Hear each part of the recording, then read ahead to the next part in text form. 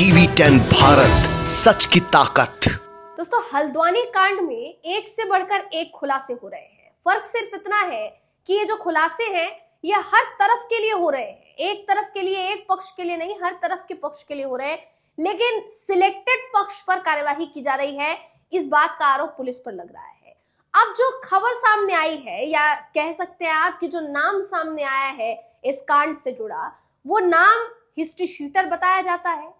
बावजूद इसके अभी तक उस हिस्ट्री शीटर पर कार्यवाही नहीं की गई है, ऐसा आरोप लग रहा है पुलिस पर। दोस्तों, पूरा मामला क्या है, वह आरोपी कौन है, मास्टरमाइंड कौन बताया जाता है, इस खबर में आपको मैं बताऊंगी। दोस्तों नमस्कार, मेरा नाम है जयंती झा और आप देख रहे हैं टीवी 10 भारत। दोस्तों, उत्तराखंड के हल्द्वानी में 8 फरवरी को मदरसा और मस्जिद गिराने को लेकर जो हिंसा भड़की, उस हिंसा में 500 तकरीबन लोग घायल बताए गए। इसी के साथ साथ तकरीबन 6 से 7 लोगों की मौत हो गई। गया किसका? वहां के लोगों का, क्योंकि वहां लोग अब ठहर नहीं रहे हैं। पुलिस पर आरोप लग रहा है कि वो घर में जबरन घुस रही है और लोगों को उठाकर लेकर जा रही है, ऐसा पुलिस पर आरोप लग रहा है। और इसी डर की वजह से लोग अपने घर छोड़ने के लिए मजबूर हैं। लोग बैग पैक कर रहे हैं और वहां से अपने बच्चों के साथ निकल जा रहे हैं, क्योंकि कब पुलिस किसको गिरफ्तार कर ले, इस बात का डर लोगों को सता रहा है। ऐसे समय में एक बड़ा खुलासा सामने आया है। दोस्तों, ये जो खुलासा है क्या है? एक नाम से जुड़ा खुलासा है। अब्दुल मलिक का नाम आपने सुना होगा, जिसको इस पूरे मामले का मास्टरमाइंड बताया जा रहा है। और ये भी कहा गया कि वो जो मस्जिद और मदरसा बना हुआ था वो अब्दुल मलिक के जमीन पर ही, जिस जमीन का मालिक वो था उसी के जमीन पर बना हुआ था, और उसी की वजह से इतना विवाद हो गया। लेकिन इसके अलावा एक नाम और है दोस्तों, जिसकी चर्चा नहीं है, जिसका नाम है संजय सोनकर। हिस्ट्री शीटर वो बताया जाता है, कांग्रेस में रह चुका है, समाजवादी पार्टी में रह चुका है, इसका जिक्र बेशक किया जा रहा है, लेकिन वो बजरंग दल से जुड़ा रहा है। बजरंग दल के अलावा भारतीय जनता पार्टी के कई कार्यक्रमों में एक्टिव नजर आया है, जैसा वहां के स्थानीय निवासियों का कहना है। ये भी अभी तक आप तक किसी ने नहीं पहुंचाया होगा। तो जो दावा किया जा रहा है, आपको बिना देर के बताते हैं। आपकी स्क्रीन पर बिना देर के दोस्तों एक खबर है, माफ कीजिएगा, एक ट्वीट है अंसर इमरान का। लिखते हैं, हल्द्वानी में हुई हिंसा में एक नाम उभर कर सामने आ रहा है, संजय सोनकर। संजय सोनकर को लोकल माफिया हिस्ट्री शीटर बताया जाता है। हिंसा में जिन 6 लोगों की गोली लगने से मौत हुई, उनमें 30 साल के फहीम भी है।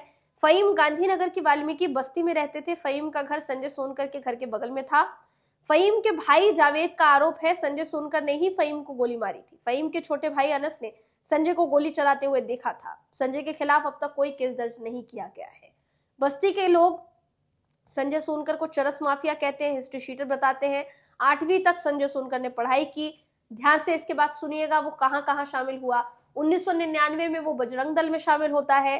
2001-2004 तक समाजवादी पार्टी में रहता है। 2005 में कांग्रेस ज्वाइन करता है। संजय किसी पार्टी में फिलहाल नहीं है, लेकिन बस्ती के लोगों का ये कहना है कि संजय बीजेपी के कार्यक्रमों में एक्टिव रहता है। संजय पहले भी कई मामलों में जेल जा चुका है।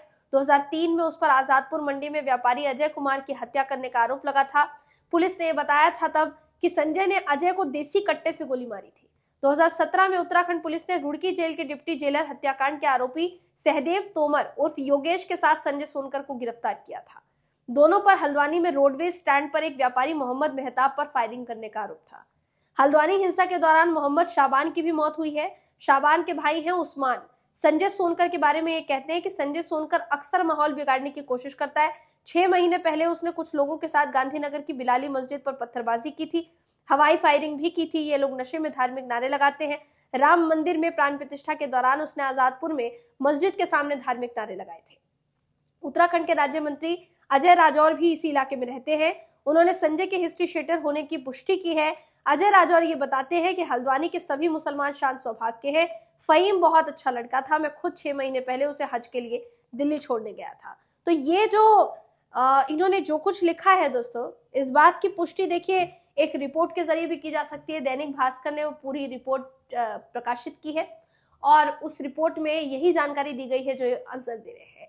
सबसे जरूरी बात ये कि आप अपराधी का धर्म देख रहे हैं या अपराधी का अपराध देख रहे हैं। आप अगर ये देख रहे हैं कि इसने भी हमला किया है, उसने भी हमला किया है, इसने भी हिंसा भड़काने की कोशिश की, उसने भी हिंसा भड़काने की कोशिश की, तो कायदे से आपको दोनों पर कार्यवाही करनी चाहिए। आप एक पर कार्यवाही करके दूसरे को छोड़ रहे हैं। क्या ये है सच? पुलिस से सवाल है, जो पुलिस से सवाल जो पूछे जा रहे हैं दोस्तों, पुलिस पर जो सवाल उठ रहे हैं वही इस रिपोर्ट के जरिए हमने आप तक पहुंचाए हैं। अब आपको क्या लगता है, क्या इस पूरी घटना को जानबूझकर अंजाम दिया गया है या फिर कुछ और हो सकता है, या वही है जो हुआ? लेकिन आखिर में इस बात को स्वीकारना पड़ेगा कि जो कुछ सहा वो वहां की आम जनता ने सहा, बाकी किसी का कुछ नहीं गया। दोस्तों आप इस पर क्या सोचते हैं, आपकी इस पर क्या राय है, कमेंट करके हमें जरूर बताइएगा। अगर आपको ये वीडियो पसंद आया हो तो वीडियो को लाइक कीजिए, शेयर कीजिए, चैनल को सब्सक्राइब करना बिल्कुल भी ना भूले। फिर मुलाकात होगी आपसे अगली वीडियो में, तब तक के लिए नमस्कार।